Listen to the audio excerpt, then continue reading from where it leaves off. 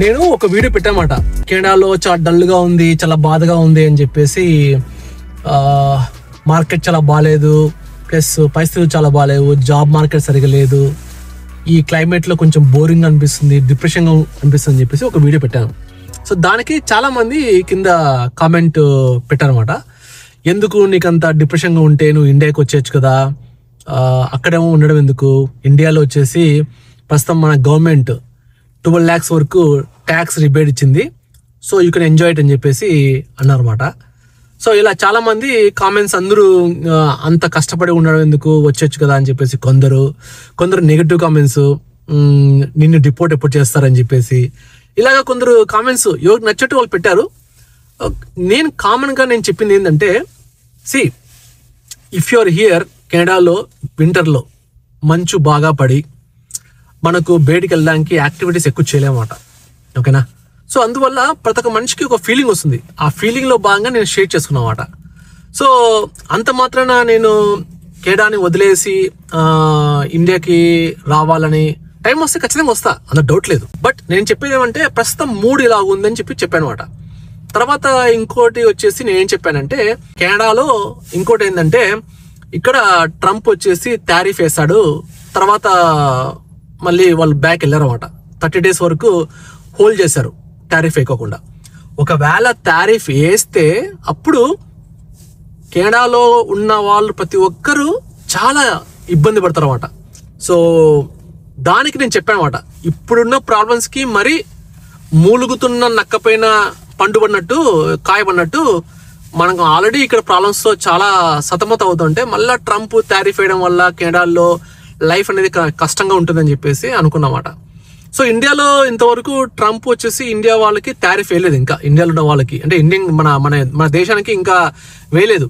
వస్తుంది, ఆ సిచ్యువేషన్ కూడా వస్తుంది, ఎవరికైనా రావచ్చు టారిఫ్ అనేది, ఖచ్చితంగా ఏ కంట్రీకైనా వేస్తారు, ఓకేనా. ట్రంప్ ఉద్దేశం ఏంది, అమెరికన్స్ ని రిచ్ చేయాలా, దానికోసం ట్రంప్ ఎంత దూరం సరే వెళ్తాడు అనమాట, అందులో డౌటే లేదు.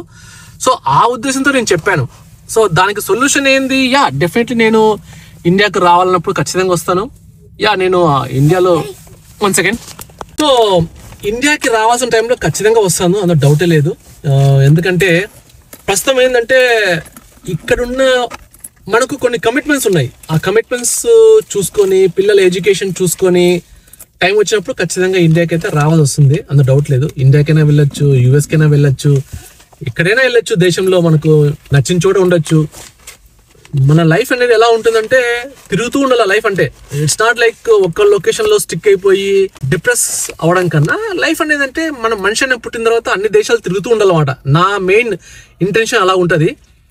సో అది మన పరిస్థితి. ప్రస్తుతానికి అయితే ట్రంప్ వచ్చి టారిఫ్ వచ్చేసి హోల్డ్ పెట్టాడు కాబట్టి కొంచెం హ్యాపీ ప్రస్తుతానికి.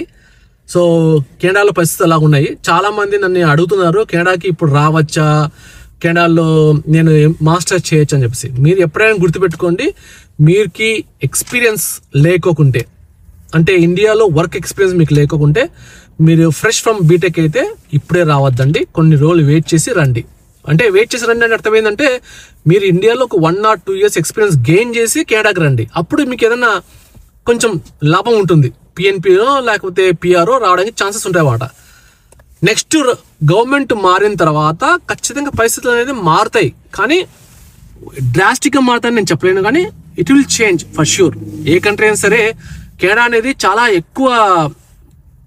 ఎక్కువ ఫైనాన్షియల్గా, ఎకానమికల్గా, ఇమిగ్రేషన్ పరంగా, ఇన్ఫ్లేషన్ పరంగా చాలా ప్రాబ్లమ్స్ ఎదుర్కొంది. ఖచ్చితంగా ఏ కంట్రీ అయినా సరే బౌన్స్ కాక తప్పదు. So good days will come, అంత డౌట్ లేదు.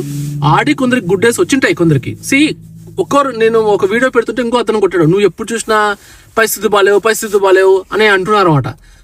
నా ఫీలింగ్ అబ్బా, అది నీకు బాగుందంటే నువ్వు ఎంజాయ్ చేయి హ్యాపీగా, no one will stop you, okay. పరిస్థితి బాగాలేవంటే బాగాలేని చెప్తాము, బాగాలేకపోయినా కూడా బ్రహ్మాండంగా ఉంది, అద్భుతంగా ఉంది, వచ్చే అంటనా అనలేం కదా. వచ్చిన తర్వాత మామ నీ వీడియో చూసి నేను వచ్చాను, ఈ ఈడ వస్తే ఈడ ఏంది లేదు, నువ్వు అనవసరంగా నీ వీడియో చూసి నేను వచ్చాను చెప్పి చెప్తారు అన్నమాట. అలా కాదు, ఓపెన్నెస్గా చెప్పాలా ఏదైనా సరే. ఇక్కడ ప్రాబ్లం ఉంది, లైఫ్ అనేది కొంచెం కష్టంగా ఉంది గడవడానికి అన్నప్పుడు చెప్పాలి.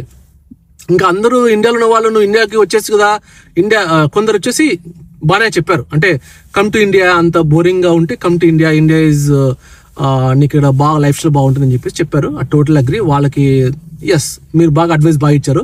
ఖచ్చితంగా మనకు పరిస్థితి నిజంగానే బాగాలేకపోతే నేను ఇండియాకి రావడానికి I'm ready, I'm fine. But నేను చెప్పేది అంటే కొందరు హేటెడ్ కామెంట్గా కొందరు కొడుతుంటారు, ఇలాగా అక్కడే నీకు ఉండడం ఏమవసరము, వచ్చి దేశానికి సేవ చేయని చెప్పేసి అంటారు అన్నమాట. దేశానికి సేవ చేయాలంటే అది ఇండియాలో ఉంటేనే సేవ చేయాల్సిన అవసరం లేదు, ఎన్నో రకాలుగా సేవ చేయొచ్చు.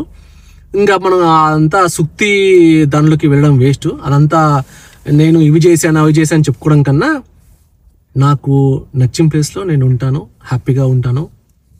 ప్రాబ్లం ఉన్నప్పుడు ప్రాబ్లంగా ఉందని చెప్తాను, ఎగ్జైటింగ్గా ఉందంటే ఎగ్జైటింగ్గా ఉందని చెప్తాను. So every human has a right to share their feelings. So ప్రస్తుతానికి నా ఫీలింగ్ అలా ఉందని చెప్పాను. ప్రస్తుతానికి అయితే నా ఫీలింగ్ ఏంటంటే ఈరోజు హ్యాపీగా ఉన్నాను. So that's it. సో అది మాట. ఇంకా చాలా ఇంట్రెస్టింగ్ వీడియోస్ వస్తాయి. ఇంకా let's see what you say about those videos. Subscribe to మీ కెడవమా.